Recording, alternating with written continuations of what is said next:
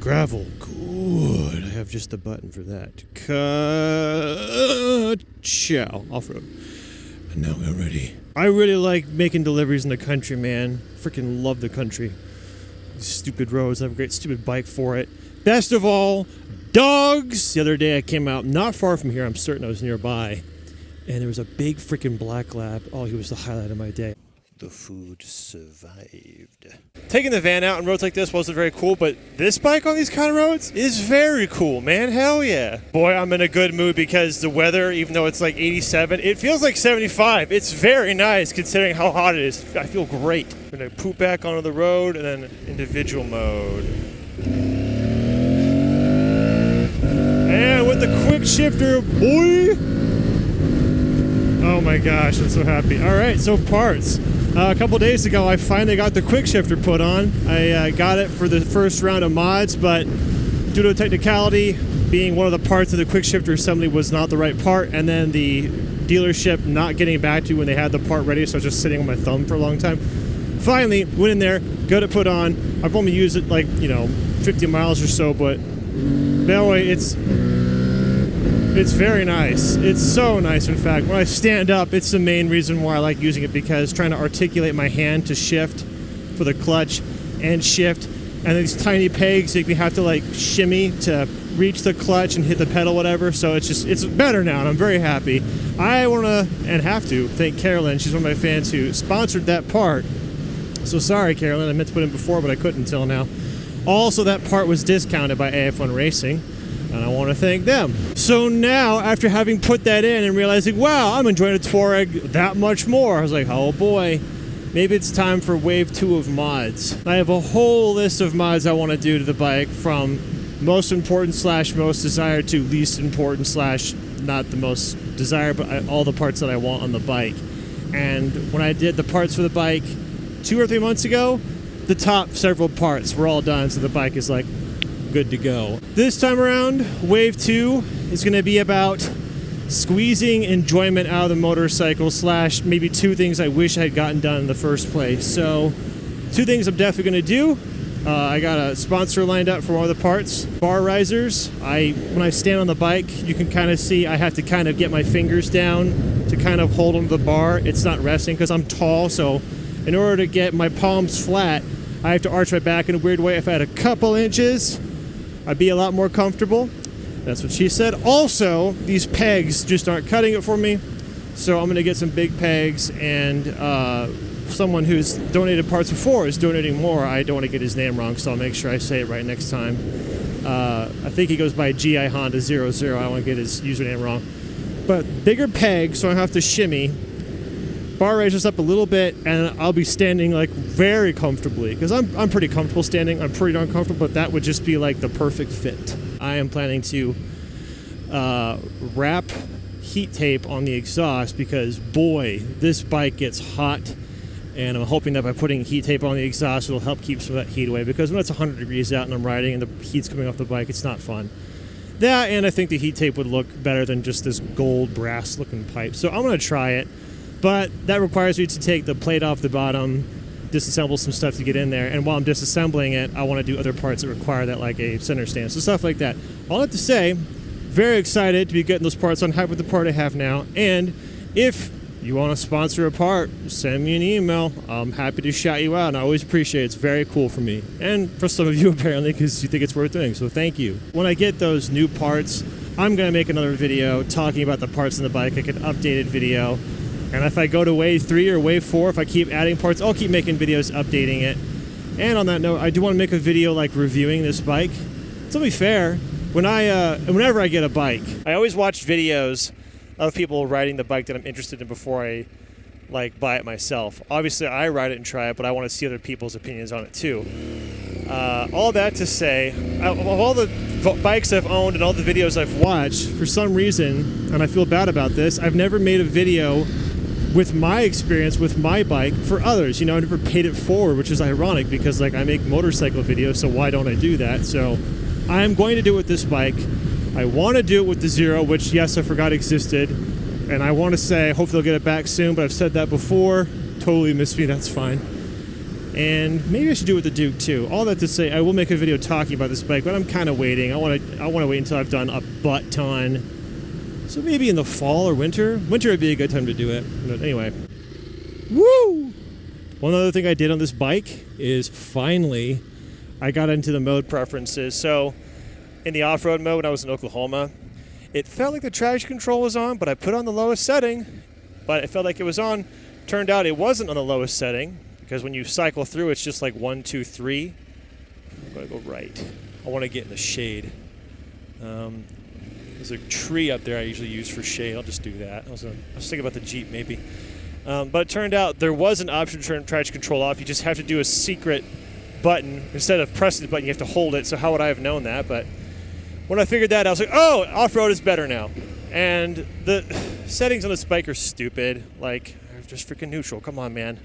One of the parts I'm getting, sorry, jump topics here. One of the parts I'm going to get is a gear shift assist lever, which I'm really excited to try because this bike has the worst shifting of any bike I've ever owned, period. But that's another topic. So when I stop here, I should take my helmet off and I get water. And I'm cutting topics. I forgot I was talking about something. Hopefully I remember. But when I'm waiting, I get water. I would use a hydration pack, but I don't have one that doesn't have a molded out, dusty nozzle.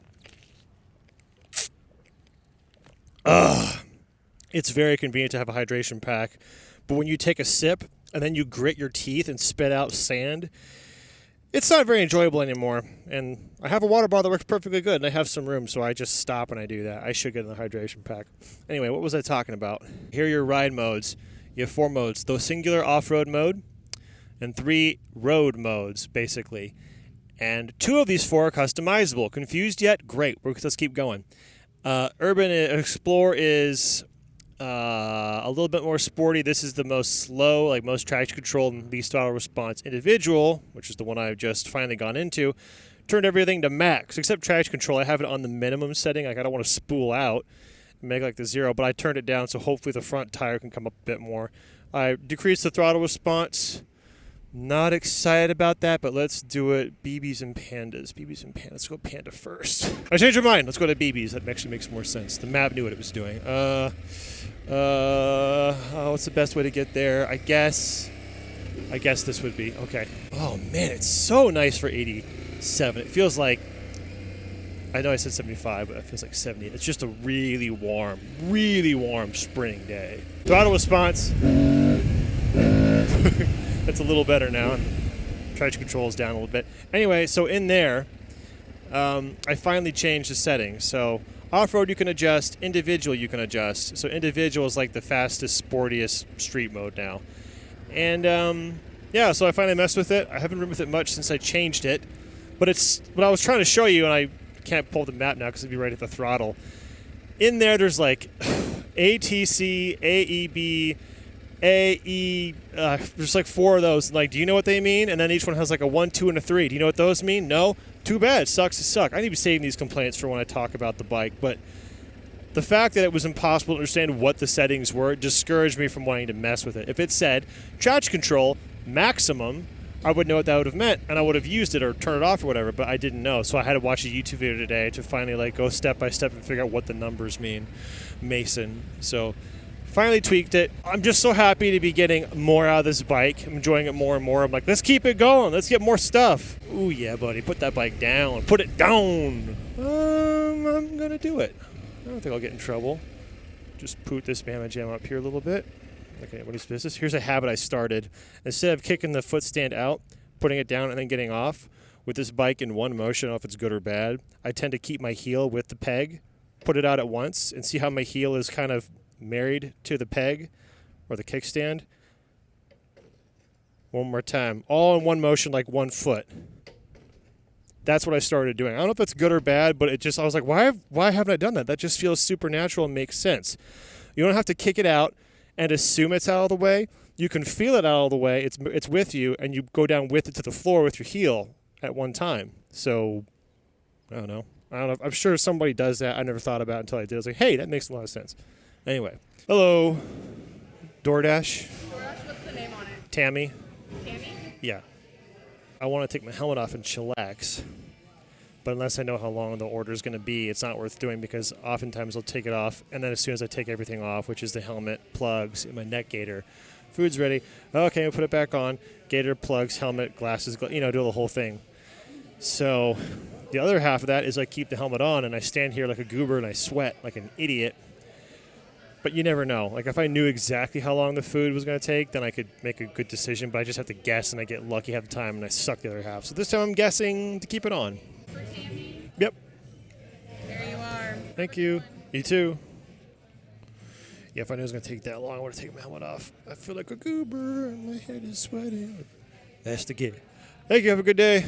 All right, how am I going to get there? I vote this way. There's two ways, but I hate Santa Fe, so I'm going to do everything I can to avoid it. No love from bikers today. Okay. Come on, first gear. There you are. Oh, right when I stop. That suck. Not the worst thing in the world, but like coming to a stop, lights green. I just stopped. Just got into neutral. That's another one of those things where you have to decide. Do you want to sit at a light with your hand squeezing in that clutch and wearing out your left hand, waiting for it to go green, assuming it's going to be any second, but it ends up being 60 seconds later till the sunk cost fallacy kicks in. You go, man, I should have just gotten to neutral. Or do you get into neutral right away and then you know you're good until it goes green, which may be in less than a second. It may be 60 seconds. You don't know.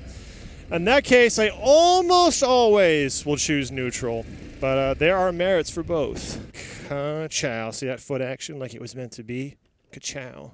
Oh, look, it's me. Oh, she thought I was looking right at her. I was looking at myself. Sorry, I'm not looking at you. I'm vain. Thank you, sir. Thank you. You too. I will include these two deliveries for the rest of this recording. Because why not? I'm here anyway. I need to go that way, so I'm going to go this way. Makes sense. Trust me. When you know the area like I do, it's nice to know what's what and where everything is and how to get there and all that. It's fun. Yeah, the idea of the turn signal is you do it beforehand so that I don't have to read your mind. You got to do it again. Some time. All right. Quickshifter. The Quickshifter and the increased throttle response make it a bit more peppy. Okay. Neutral, please. All right, that wasn't too bad. Passing grade park. Okay, now we're going to go far north. It's not DeSoto. It is High Posh Town, just the north side of High Posh Town. I have names for parts of Olathe. I wonder what that place is actually called, but it's not called High Posh Town. I like driving far away, long distances and long stints of places because I enjoy driving and riding. So more time on the road and less time sitting around waiting is better. But they don't typically pay as well. But I enjoy it when I get them. It's so strange. It feels so nice out. It's not. It's pretty hot. Maybe it's got to be a combination of factors. The main thing has to be I'm just used to 100, and so anything cooler than that feels nice. But it must be just the shade. Yeah, the cloud coverage helps. That brings it down at least 5. It's like partial cloud coverage. It's really close to here. I think we're too close to the highway. Somewhere out here, there was a house. You know, you go down one of those roads that you'll never go down because it's a long private drive, kind of like this. In fact, there is a long private drive up in here, and there's a huge hidden property. But things like that, one time I had to deliver to one, and it said deliver, to the house. So I pull up to the house inside this long drive, huge like house thing around the. It's so huge I couldn't explain it. Pulled up to the house. And I was like, this is a weird house. It just looks like a garage. And I realized, this isn't a house. This is a garage. The garage was bigger than most houses I've seen. It's like, what the hell? So I looked over, and there's the house. Okay, geez. So the garage was like a 10-car garage, maybe 12, something like that on its own. It was insane. Anyway, it's fun to see stuff like that because you would never see that unless you're a delivery guy. You never have a chance to go up to private residences and just see hidden stuff. It's fun, It's like hidden areas on the map.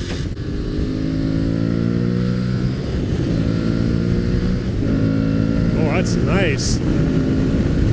There, got some love. That's my first time feeling that throttle response on the highway. That actually was really useful there. I could feel it on the high gears. There are really nice roads out here if you want to speed legally, if you want to do alleged fast things. Double lane roads in these neighborhoods. Usually pretty smooth and usually open like this. All right, now I'm in town. Open my visor up. Get some oxygen in this mamma jamma. Wow. This is like an old... I mean, it's old now. This house is probably like 70 years old or 50 years old. It is done. Thank you. I heard her say something. I didn't hear what she said. I'm just assuming she said thank you. Before I go, I gotta swig some water, man. Standing in the lobby with my helmet on, being hot, would be a perfect time to swig, but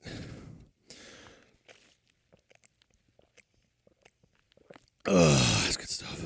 Well, now I'm gonna enjoy the rest of this day to myself. And you don't get to come with, so sucks to suck. But thanks for joining in for this part. I hope you all enjoyed. I appreciate you all. Hope you're all doing well and being good, and we will see each other later. Bye.